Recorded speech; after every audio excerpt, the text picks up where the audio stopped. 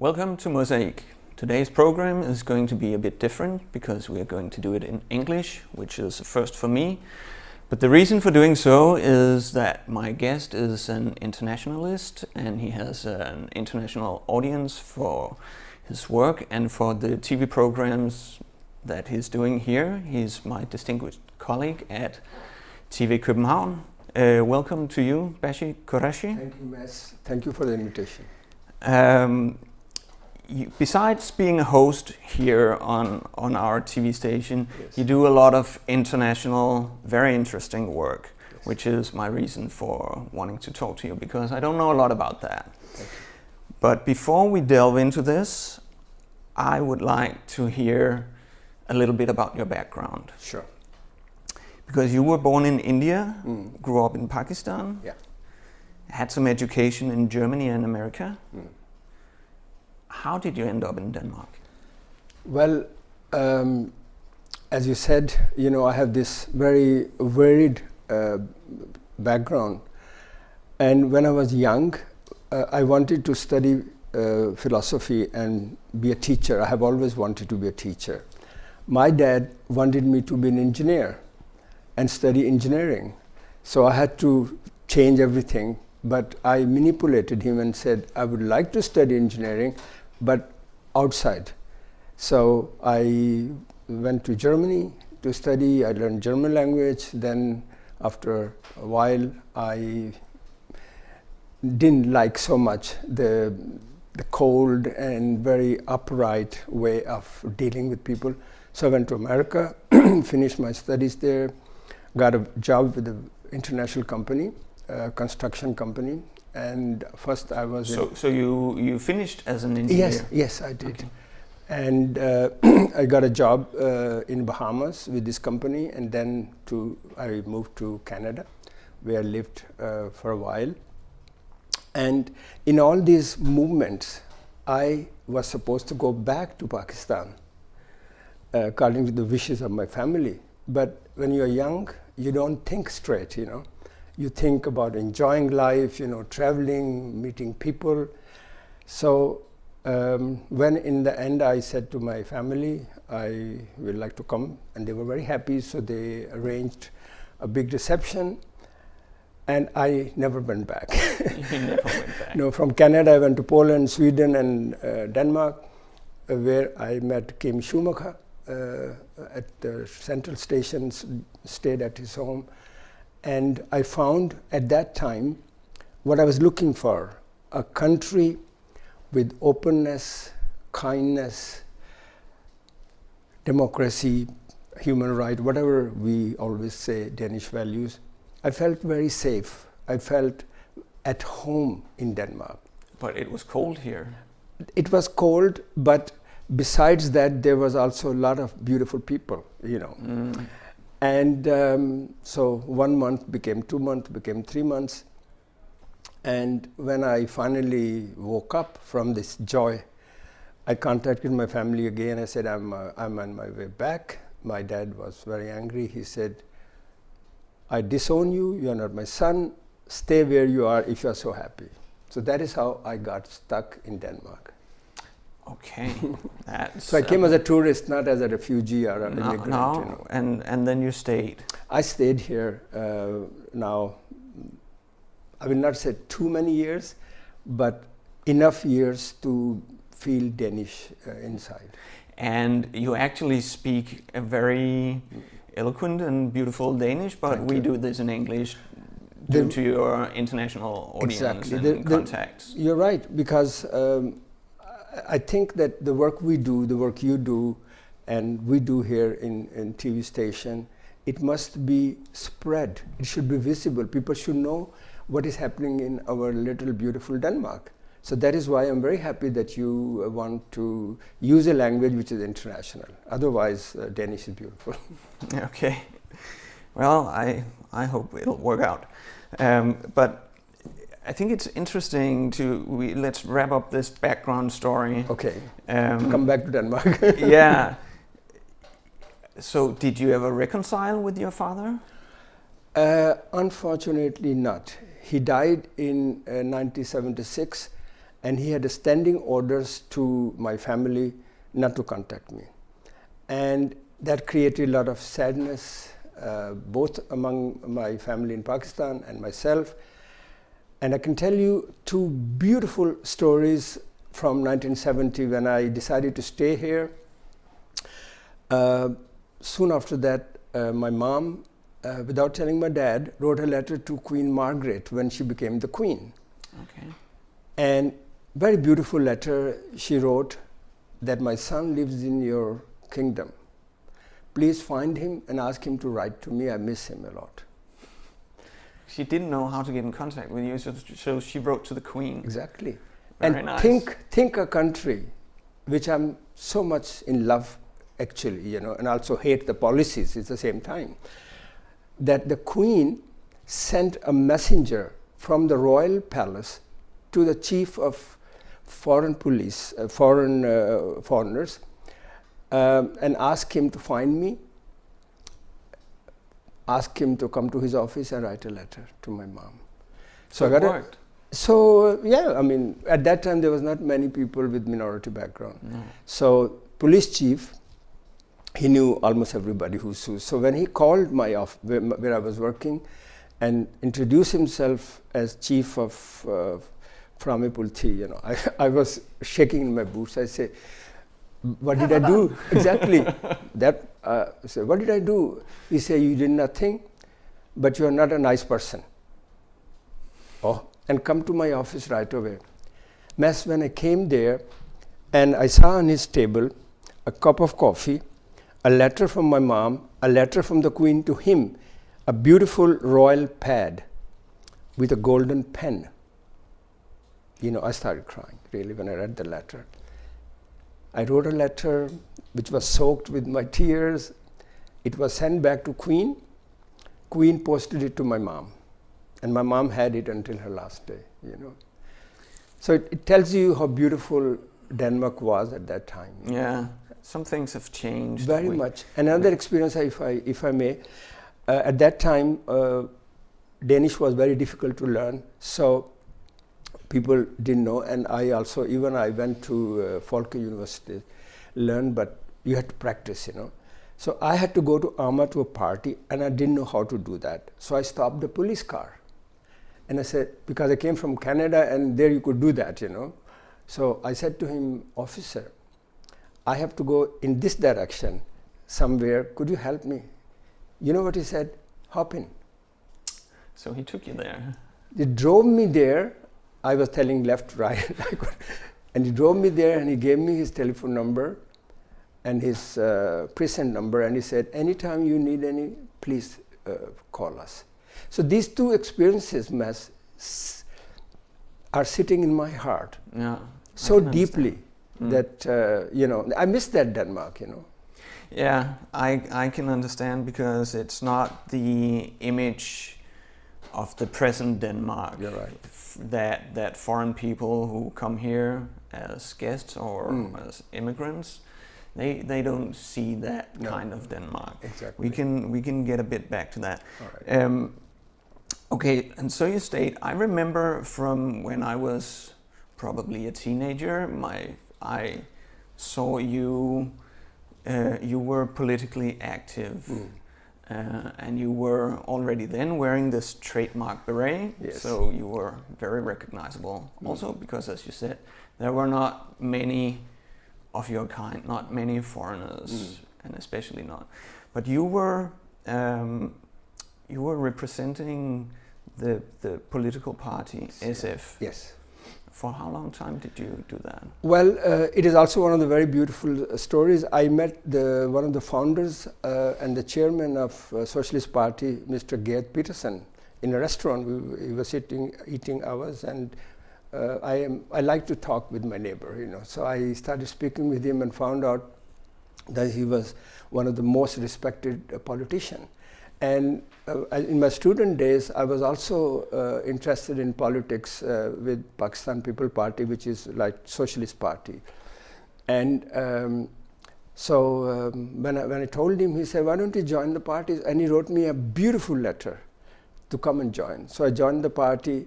But again, one thing is there's a socialist party. When I look at their party program of 24 pages in one of their annual meeting, there was only 4 lines about people with minority background. So I went on the dais in front of cameras and I said, I'm very disappointed. There should be more about ethnic minorities and do some practical ways to help them. And he didn't like it, So he went on TV and scolded me. So Gerd Petersen didn't like that? No. Well, how you had to be a party soldier. Whatever you do, never criticize your party. And that's not me. I would even criticize the president and prime minister, and I've done that many times. So I left, and then I got involved with NGOs. Okay, so that was a very brief encounter with Danish political establishment. Party politics. Yeah. Okay. So and when was that? I think it was in the early 80s. In the early 80s. Yeah. Okay, but since then you have been doing a lot of NGO work. Yeah, that's true. Okay, so we should hear about that. Okay. Because this is the part that I know a little bit about, that you do, but not exactly what it is. Okay. Well, after I left Socialist Party, I decided that the best way to serve people will be to help those who cannot help themselves, or who maybe don't know the language, don't know how the system works, don't know the laws. So in 1982, when I came back from England, I went to England in 1980 to study not engineering, but hotel management and international marketing. So in 1982, at that time, I started thinking on that level. So we first established one NGO called Pakistan People's Society, which was helping Pakistani minorities in their integration. We were sitting in Interior Ministry's board. We were making conferences, interviews in television, as you say. We were every day almost in newspapers. And then from there, I got involved with other NGOs. We established a Danish network of NGOs, INSOM, and then later upon with 50 NGOs. And at that time, there was a need for NGOs to give suggestion proposals to the government and say, hey, we are here too. So when you make a law, just also consult us. And it went very, very well until this last government of Mr. Anders Fogh Rasmussen came together with Danish People Party, and they totally smashed 2002. 2011, 2001. Yes. So they stopped all financial help to NGOs, including minorities, and they were decimated, But in my life, Mads, it has always been a blessing that I have a 10 years period, beautiful work, and then it goes up, and then another. And at that time, in 80s, you remember EU was under construction. But we wanted that also in EUs, there should be some laws to protect minorities. So I got involved in a very useful movement called Starting Line. At that time, EU was not EU, but it was EF, And then I became one of the founder of ENAR, European Network Against Racism, which is the largest network of anti-racist NGOs. So that is from Denmark to EU. It was a very smooth sailing. Okay, so that you took the NGO work to an EU international level. or European exactly. level, you could say. Yeah. And it's also because there is much more listening and understanding on EU level. More than in Denmark. More than in Denmark. And I tell you, I actually, before this EU experience, I wrote a book against EU. It's called The Lost Paradise, the Tapte Paradis, where I criticize this very United States of Europe. But when I became chairman of ENAR and worked closely with Commission and European Parliament and starting seeing, then I realized that European Union institutions are much more protective of minorities than Danish government is, or other governments are. So that changed your view of the EU? It changed my view in a positive way. Yeah. And also the free movement of people, free movement of goods and services, you know. I think it was a very beautiful experience, you know. And but while I was working for 10, 12 years with ENAR, and it's all voluntary work. I don't get any money for that. I must say that, because people say to me like I'm a millionaire. Everything is free. And then I realized that in Denmark and in Europe, discrimination is not about color anymore. Or it is, but it's not basically about color. It is more about culture and more about religion. Yes. So then I was invited to Israel, and I went there 3 times in 2005. Came back and established a Jewish-Muslim platform. And both we have also in Denmark and other countries. But at this very moment, I'm very involved with AMISCO, which is another organization. I'm General Secretary. It's called European Muslim Initiative for Social Cohesion. It's not a religious organization. It's an organization to do lobby to the governments, to the European institution, but also raise awareness among Muslim communities that when you live in a country, you are a citizen. You are not somebody coming from Mars or Moon, but you are a citizen. You must respect the laws. You must live as a good citizen. You should learn the culture of the country, practice your religion in a peaceful manner, and be a good neighbor. You know, so these principles we work and try to tell the Muslim community. So this is like, you know. It sounds like very simple rules for life is very a simple. Peaceful coexistence. Life is very simple, Mads. We human beings make it difficult, actually. And 1 week before, I came from Malaysia, where I visited some universities and really saw how different communities, both Malay, who are Muslim, Chinese, who are Buddhist and Christian, and Indians, who are Tamil, who are Hindus, how they live in harmony. Nobody is above or less. And then and it works. It works beautifully. And then from Malaysia, I went directly to Paris to meet a delegation from Azerbaijan, and the same I learned from them. People from Jewish background, Christian background, you know, Muslim background, they are protected by the government. There is very clear laws that you cannot come with hate speech, or you cannot say that my religion is better than others. Of course, you can privately say, but you cannot tell other people that you are bad and I am good. And I think this kind of lessons are very important to bring to Denmark and other European countries and say, Europe is a very democratic continent. It has human rights. It has equality, but please practice it.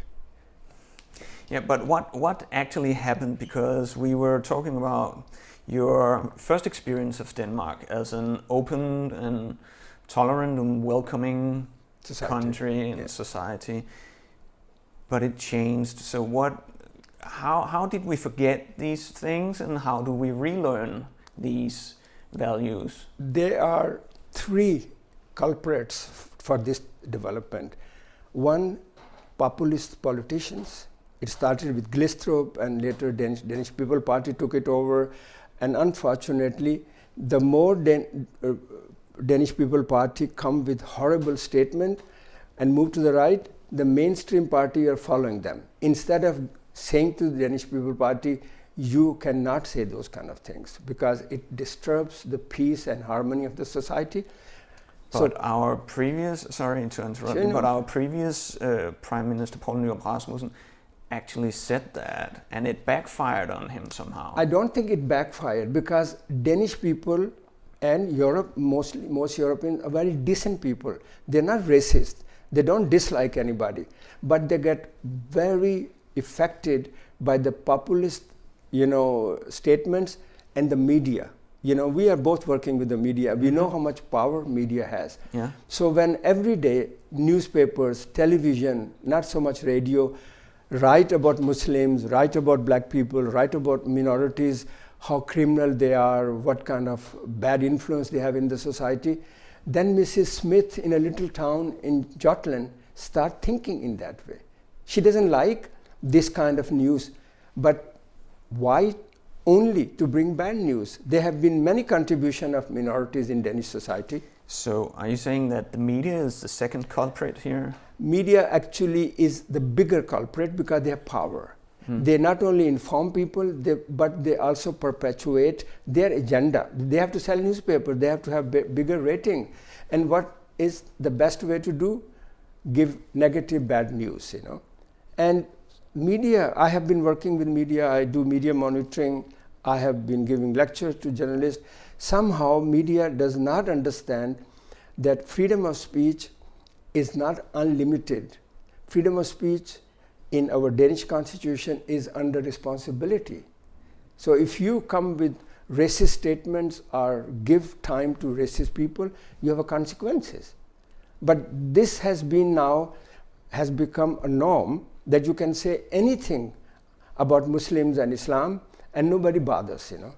But if you say one little thing, for example, against gay and lesbian people, or against Jewish people, or against any other group, you will be very quickly, you know, taken to task. Why not to do it with all communities? You know? Yeah. Why is that, do you think? Unfortunately, Islam and Christianity, East and West, somehow are being presented as the enemy. Before it was Soviet Union. After the breakup of Soviet Union, you had nobody else to beat up. So they brought this, you know, Islam as the big enemy, as the other, and started talking about clash of civilization. So in the last 10, 12, and then unfortunately Al-Qaeda and Taliban and Boko Haram, they have done horrible work to create this situation where Islamophobia can take place, you know. So that is from both sides. But I always say to people I talk to that there are 1.7 billion Muslims. Even 1% is doing something bad, or 5, but 90% are not doing. So don't blame the whole Muslims. No, but that often happens that some give the Muslim world a bad name, like the Taliban. They do that, and many Muslims condemn that. Yeah. It's not that we are happy about that, but the most important thing is that those Muslims who live in Europe are European citizens. They should be respected and protected exactly as any other citizen, and that is my big wish. But it's not happening. No, but isn't it a bit tiring that as a peaceful, tolerant Muslim, that you have to each time one of these groups does horrible things, you have to denounce it? You're very right. Yeah. I have written that in many newspapers. Why you are asking me to denounce something which has happened in Peshawar or in Kabul or in Nigeria? I have not done that. No. I don't ask Christians, all Christians, to denounce what, for example, this Norwegian extremist did, or with Ku Klux Klan in America is doing. So what we have to do is we have to denounce individuals for what they do. We have to denounce groups what they do. We can also even criticize a culture, a religion, no problem with that. It's wonderful to criticize each other, but it should not be only one way. We should not only criticize one part and leave the other part intact and say we are the best in the world. So it's a two-way street. It has to be a two-way street. And it's also for integration of minorities and of Muslim communities. You need to have two principles for me. Number one, there should be very clear policy from the government saying we are an intercultural society, we are an interreligious society, we are an inter-ethnic society. Everybody is equal. Nobody is better or worse. We should not say, let's teach other Danish values. We should say we should teach each other universal values. That is very important. And the second thing is there should be legal protection, Mads. You know, I have been advocating for that for years and years, that freedom of speech is fine, but hate speech is not fine.